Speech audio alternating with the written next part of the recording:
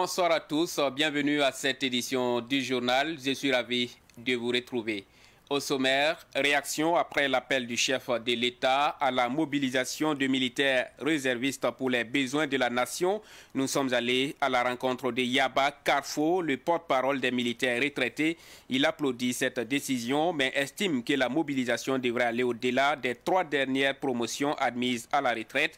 Vous l'entendrez dans ce journal. Il faut sauver les crocodiles sacrés des Bazoulés, sinon le péril est imminent. La mare qui les abrite est en état de tarissement avancé.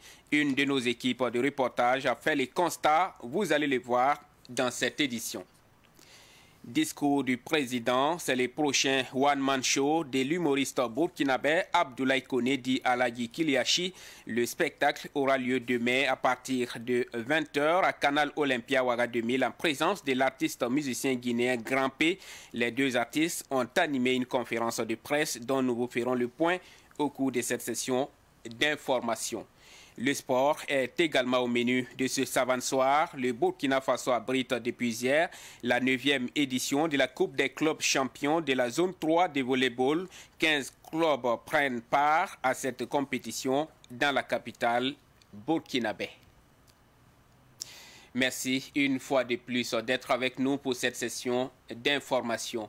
Débutons par la situation sécuritaire toujours préoccupante au Burkina Faso. Des militaires retraités applaudissent la décision du chef de l'État de faire appel aux militaires admis à la retraite au cours des années 2019, 2020 et 2021.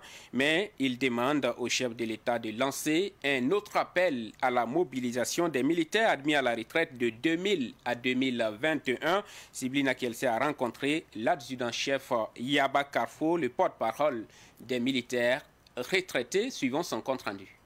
Le décret du président du Faso rappelant les militaires retraités de 2019, 2020 et 2021 pour renforcer les rangs de l'armée dans la lutte contre le terrorisme est salué par le porte-parole des militaires retraités.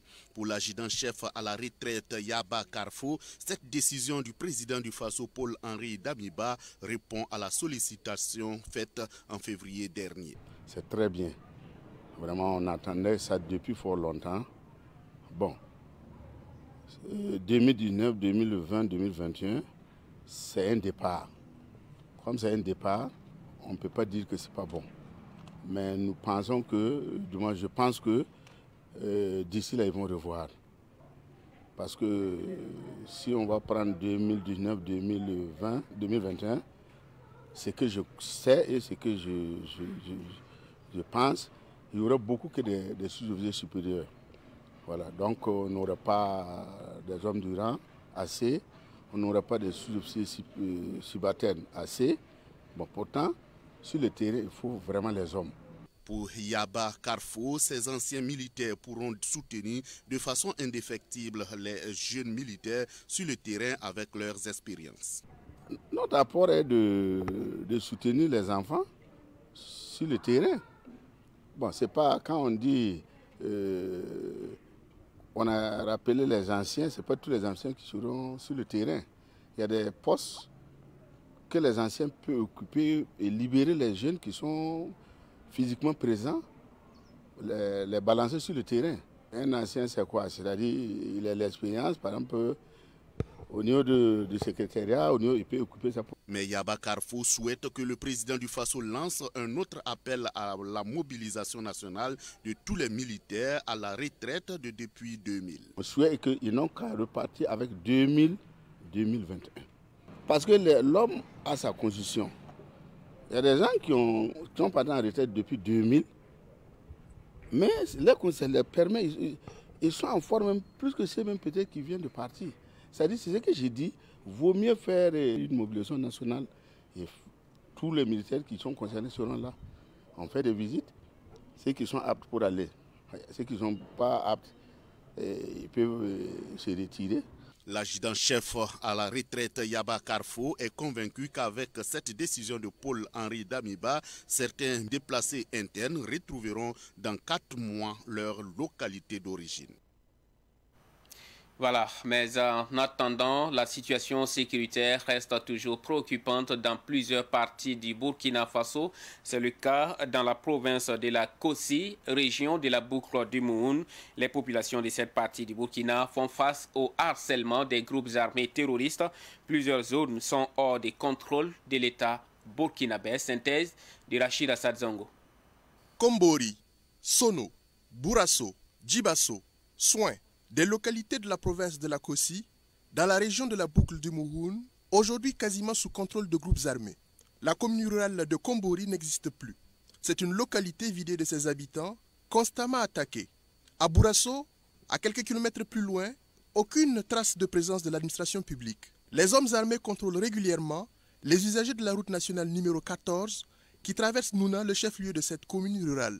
Et c'est pire pour la commune de Sono, entièrement sous le contrôle des individus armés qui empêchent tout ravitaillement en vivres et tout autre déplacement des populations. Des motos, des tricycles et des minibus sont retirés. L'exemple récent date du 14 mars dernier, l'attaque d'un car d'une compagnie de transport en commun. Sur environ la soixantaine de villages que compte Nouna, la quasi-totalité des écoles y sont fermées.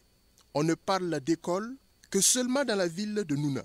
La situation est exacerbée avec l'ultimatum de déguerpissement donné hier par des groupes armés aux habitants de plusieurs localités environnantes de moins de 7 km de Nouna. Que va devenir Nouna, cette commune urbaine de la boucle du Mouhoun?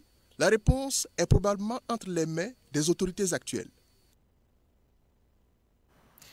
Loin des yeux, près du cœur, a-t-on coutume de le dire, des Burkinabés qui vivent loin de la mer patrie sont très préoccupés par cette situation sécuritaire. C'est le cas de ces Burkinabés que Denis Koulibaly a rencontrés à Abidjan, suivant son reportage. Ça agit sur nous parce que tout individu qui est ici, là, c'est qu'il a laissé les as au Burkina. Et si ce phénomène touche à ces individus-là, toi aussi tu es touché. Tout comme le boucher Ibrahim Kouda, ils sont des millions de Burkinabés en Côte d'Ivoire qui suivent avec impuissance la dégradation de la situation sécuritaire au pays natal. Se savoir en sécurité alors que les siens fuient les balles assassines des terroristes, cela fait mal, car ces milliers de kilomètres ne peuvent pas atténuer la douleur qu'ils vivent. Isaka Kindo, homme d'affaires originaire du Soum, vit ce mal-être. Moi qui vous parle, je suis de Soum. Je suis de Guibo. À l'heure où je vous parle, je n'arrive pas à joindre mes parents à Guibo. Depuis presque un mois. Ça veut dire que de la manière dont vous vivez, les stigmates de cette rébellion-là, de cette terroriste, c'est de cette manière que nous vivons ça ici. Et nous la vivons très mal, très difficilement. Il n'est pas le seul à vivre ce sentiment d'impuissance. Bernard Bonani, lui également, dit être constamment inquiet. Alors cette situation d'insécurité au Burkina interpelle en tout cas tous les Burkinabés et puis de paix et de justice résidant en Côte d'Ivoire de regarder cette situation-là avec beaucoup d'attention. Parce que ce qui se passe a de l'impact directement sur nous qui résidons en Côte d'Ivoire. Nous avons des parents un peu partout et c'est très difficile de rencontrer un Burkinabé aujourd'hui qui n'a pas de parents à Djibo, qui n'a pas de parents à Ouébia, qui n'a pas de parents à Toma, qui n'a pas de parents à Tougan, en fait dans tous les Burkina. Donc on est vraiment concernés et donc on regarde ça avec vraiment consternation. On regarde ça avec beaucoup de difficultés, beaucoup de difficultés et on est impuissant. Même si financièrement cette situation d'insécurité les affecte directement, cela n'est pas le problème. L'angoisse, c'est de ne pas pouvoir transférer l'argent avec les saccages quotidiens des pylônes des téléphonies mobiles. On ne peut pas regarder ça comme ça. On est obligé de temps en temps quand même de faire quelque chose, de les envoyer de l'argent pour les soutenir parce qu'aujourd'hui ils ont tout perdu. Des gens qui sont déplacés, qui ne savent même pas où dormir, et qui sont laissés pour compte comme ça, et donc on est obligé quand même de les donner un coup de main. Aujourd'hui, ça fait un mois et demi, tu ne peux rien envoyer à Guibo, dans la province du Soum. Et ça, c'est grave. Donc, on est angoissé. On ne sait pas aujourd'hui comment le vieux, le frère, les sœurs, comment ils ont passé la journée, comment ils vont passer la nuit, qu'est-ce que demain leur réserve, on ne sait pas. C'est vrai qu'individuellement, les Burkinabés vivant en Côte d'Ivoire soutiennent leurs parents déplacés internes. Collectivement, beaucoup s'organisent comme les Amis de la Côtière qui ont remis récemment plus d'1 740 000 francs CFA au consul général du Burkina Faso en Côte d'Ivoire. Ces actes ou ces situations qui arrivent au Burkina, franchement dit, ça nous fait trop mal, ça nous touche profondément. Donc c'est ainsi, à ma qualité de délégué consulaire et à ma qualité de coordonnateur des Amis de la Côtière, je ne peux pas rester indifférent à une situation comme ça. Chaque soir, quand on regarde à la télévision, on voit des petits-enfants qui entourent les mamans qui préparent, qui attendent à chaud, qu'on les serve avant de manger. Moi-même, je ne peux plus manger. Celle-là, elle n'a pas pu manger la fois passée, elle était chez moi. Quand elle a vu, elle dit, c'est pas possible. C'est grave. Est-ce que nous, en tant que républicains, en tant que patriotes, est-ce que nous pouvons voir les choses comme ça, puis fermer les yeux dessus? C'est comme ça, si vous les voyez ici, ils sont des volontaires. Ils sont des volontaires, ils se sont déplacés là, volontairement. Ils sont tous des paysans. Que vous soyez au pays ou à des milliers de kilomètres, cette dégradation continue de la situation sécuritaire avec son corollaire de déplacés internes et de morts augmente le stress au quotidien. Et ici au Burkina Faso, des gestes de solidarité ne manquent pas non plus à l'endroit de toutes ces personnes qui ont fui leur localité du fait de ces attaques terroristes. La semaine écoulée, l'association burkinabé des revendeurs des importateurs et revendeurs de poissons fumés a volé au secours des déplacés internes installés dans l'arrondissement 3 de Ouagadougou. C'est une réponse à l'appel de Rainatou Ouedraogo, l'ex-maire du dit arrondissement. Les déplacés ont reçu des vivres d'une valeur de 3 millions de francs CFA. C'était en présence de Abdoulaye Kinda. C'est grâce à une collaboration réussie entre l'ex-maire de l'arrondissement 3, Rainatou Ouedraogo, et l'association burkinabé des importateurs et revendeurs de poissons fumés que les déplacés internes de l'arrondissement 3 ont bénéficié de ce soutien en vivres, en poissons et nattes. Pour ne pas être en reste par rapport à ce que nous vivons aujourd'hui, l'insécurité dans notre pays qui a amené certaines de nos populations à migrer vers la capitale. Donc c'était évident que nous, il faut que nous aussi, nous venons de notre soutien comme nous pouvons, du mieux pour leur porter notre aide. Nous avons donné du riz, du poisson, parce que c'est du poisson que nous importons, du poisson, du sel. Et il y a les nattes aussi qui sont venues s'ajouter. On peut estimer quand même peut-être d'une valeur allant de 3 millions et quelque chose. Parce qu'on s'était arrêté à 3 millions avant que les nattes ne viennent s'ajouter. Donc, vous voyez, on voulait faire plus, mais bon, c'est ce que nous avons pu faire pour le moment. C'est une grande satisfaction pour les bénéficiaires. À leur nom, l'ex-maire Rainatou Ouedraogo a salué le geste de l'association. C'est avec satisfaction et joie quand on regarde la qualité du don.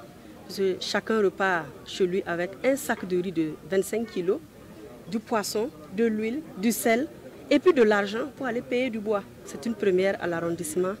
Voilà pourquoi nous voulons les saluer encore pour cette belle initiative et souhaiter que la cohésion continue de régner autour de l'association, qu'il continue en tout cas de tendre la main aux personnes qui sont dans le besoin, que Dieu facilite toujours.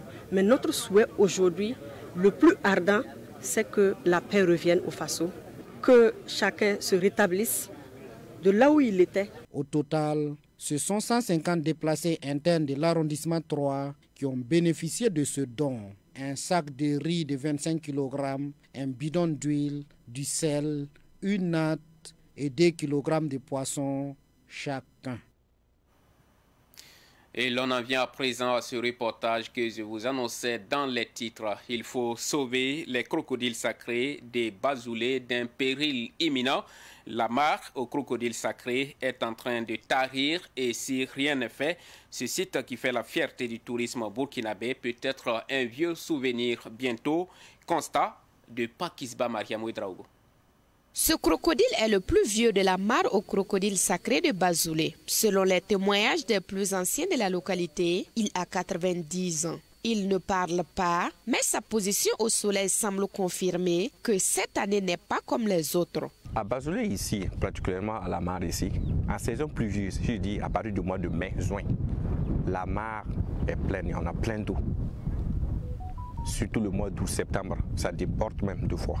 Mais le véritable problème, c'est que l'eau qui vient ici, c'est l'eau de pluie qui vient. Mais ça ne reste pas pour longtemps. À partir du mois de mars, ça diminue importantement. Et en plus, on sent que ce n'est plus un lac en quelque sorte, quoi. La mare, elle est bouchée.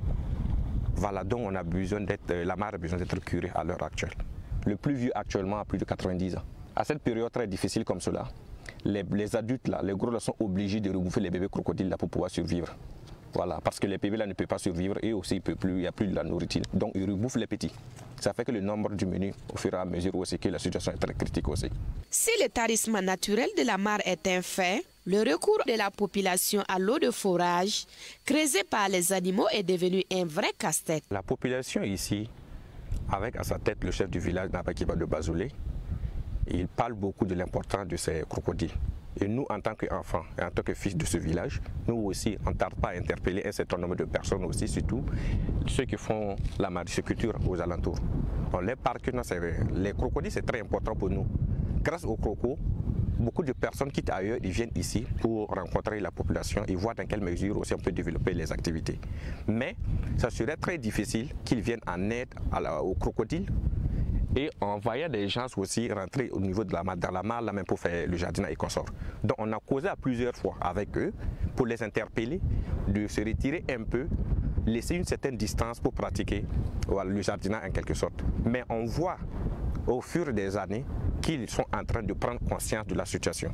Par le passé, le défunt El Hadj Oumarou Kanazoé assistait le village de Bazoulé dans la gestion de la mare aux crocodiles sacrés, surtout en saison sèche. Le guide Ferdinand Kaboré a donc le regard tourné vers un autre bon samaritain. Oumarou Kanazoé, à cette époque, c'était l'ami du chef du village, père à son âme. Il a fait un bon geste en amenant des citernes d'eau pour sauver les crocodiles. Mais depuis que le vieux n'est plus, aucune personne n'a fait ce geste encore.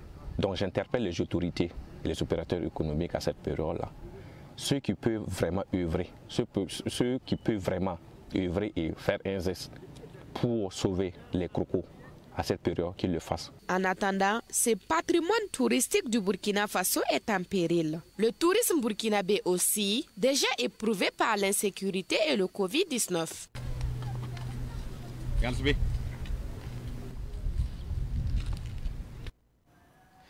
Voilà, discours du président, c'est le prochain one-man show de l'humoriste burkinabé Abdoulaye Koné dit Aladji Kliachi.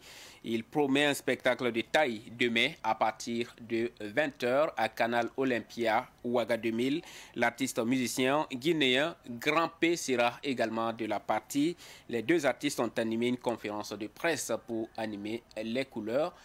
Pour donc annoncer les couleurs, Daouda Yamogo nous fait le point.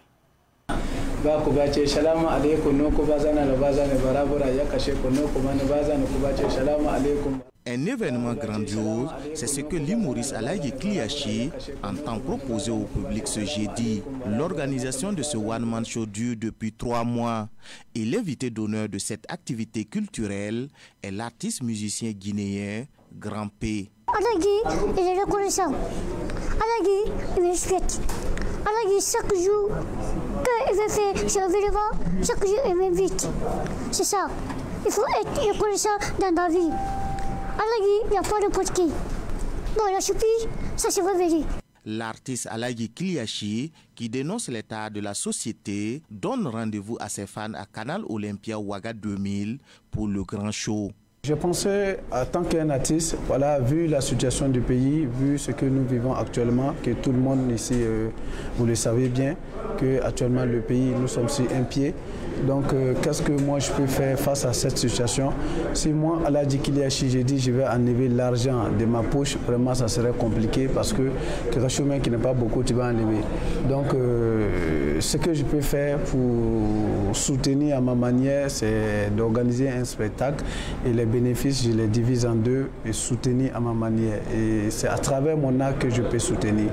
L'artiste a informé qu'une partie des recettes va servir à soutenir les veuves des FDS tombés au front et les personnes déplacées internes. Après le One Man Show de Ouagadougou, l'artiste Aladji Kiliachi prestera à Abidjan vendredi prochain.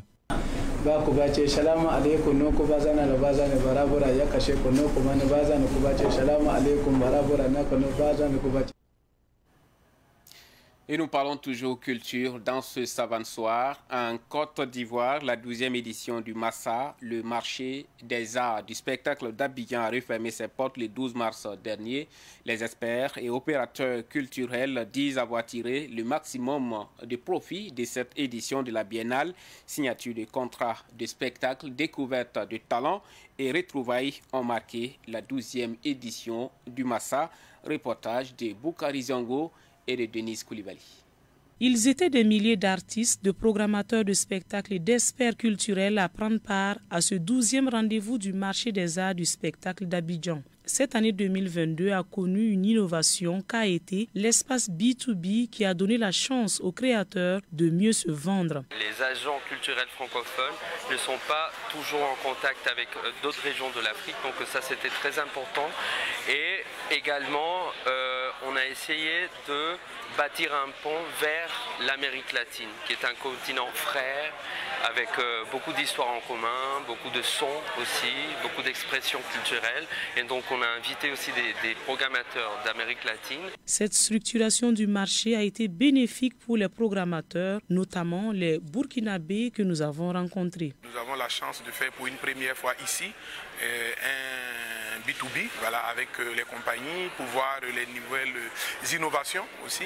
Voilà, parler aussi bien sûr de rendez-vous chez nous, parler aussi des événements au Burkina. Voilà, la situation au Burkina, certaines personnes pensent que c'est compliqué de venir au Burkina. Voilà, c'est aussi porter l'image de ce Burkina et qui continue toujours malgré les défis sécuritaires et autres. Sans les B2B, il y a des artistes que je n'aurais jamais pu rencontrer ou ils ne m'auront jamais rencontré. Donc je pense que c'est vraiment une innovation qu'il faudrait que le Massa garde. Et comme ça donne au moins quelques minutes aux artistes de présenter leurs projets. Il y a pas mal de groupes qui m'ont un peu convaincu et je vais voir avec eux dans quelle mesure on peut l'inviter à la prochaine édition de notre festival. Plus concret, le programmateur de jazz à Ouaga dit avoir confirmé des contrats pour cette édition 2022. Nous avons signé un certain nombre de contrats pour pouvoir faire la programmation des 30 ans de jazz à Ouaga dont vous savez ont lieu du 29 avril au 7 mai. On a signé avec Toumani Diabaté, on a signé avec John Yalé, on a signé avec un groupe du Canada. Ça s'appelle le marché des arts. Et donc on est venu faire le marché et nous sommes très satisfaits des contacts et des liens qu'on a tissés ici. Les artistes ont également salué cet espace de rencontre. Aïdissa de la Côte d'Ivoire. Depuis tous les massas auxquels j'ai participé, c'est ma première fois d'échanger directement avec des promoteurs et c'est en perspective, j'espère vraiment que cela va donner quelque chose de bien. Au-delà des connexions qui se sont scellées entre acteurs du monde culturel au Massa, les créateurs, diffuseurs et opérateurs culturels ont fait une motion de 9 recommandations au Massa, parmi lesquelles l'on peut noter le renforcement de la coopération des arts du spectacle, la création et la multiplication des marchés d'art du spectacle africain et l'ouverture du financement du Massa au privé. Rendez-vous a été donné en 2024 pour la 13e édition de cette biennale du marché des arts du spectacle d'Abidjan. Et à la clôture de cette 12e édition, le directeur général du Massa a dressé un bilan chiffré qu'il a jugé positif. Écoutons Hervé Patrick Yapi, dont les propos ont été recueillis toujours par Denise Koulibaly et Boukari Zongo. Nombre de visiteurs, plus de 35 000 visiteurs par jour. Nombre d'exposants, plus de 250 exposants.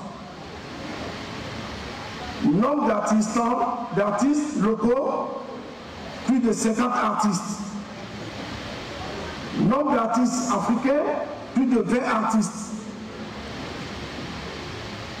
Nombre d'artistes hors Afrique, 20. Alors quand on parle d'artistes, il faut savoir aussi qu'il s'agit aussi des groupes artistiques.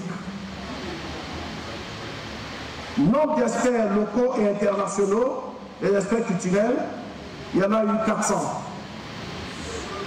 Nombre de spectacles programmés pour l'édition, la 12e édition, il y en a eu 200. La couverture médiatique, nous avons eu plus de 100 organes de presse nationaux et internationaux. Nombre de rencontres professionnelles, nous en avons eu 7.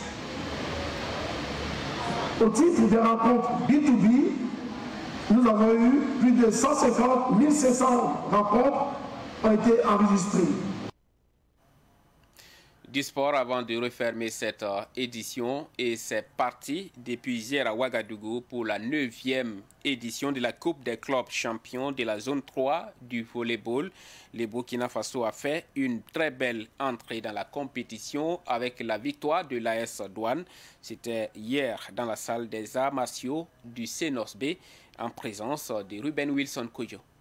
Après la cérémonie de lancement, l'AS Douane du Burkina Faso était face à la société omnisport des armées de la Côte d'Ivoire. Les Burkinabés plus disciplinés enlèvent les 2 premiers sets, 26-24 et 15-26. Au 3e set, les militaires ivoiriens se ressaisissent et dominent les douaniers burkinabés par 28-26. Mais au 4e set, l'AS Douane, poussé par son public, ne laisse aucune chance aux visiteurs et termine ce set par 25-14. Le président de la Fédération burkinabé de volleyball est confiant pour la suite de la compétition. Quand le président de la zone nous attribuait cette organisation, c'était un pari difficile. Mais aujourd'hui, c'est chose faite, donc on n'était pas sûr, mais aujourd'hui nous sommes heureux. Nous avons 2 clubs qui participent à cette compétition, l'AS Douane et l'USFA. Nous croyons qu'une des équipes au mieux sera l'équipe championne de la zone 3.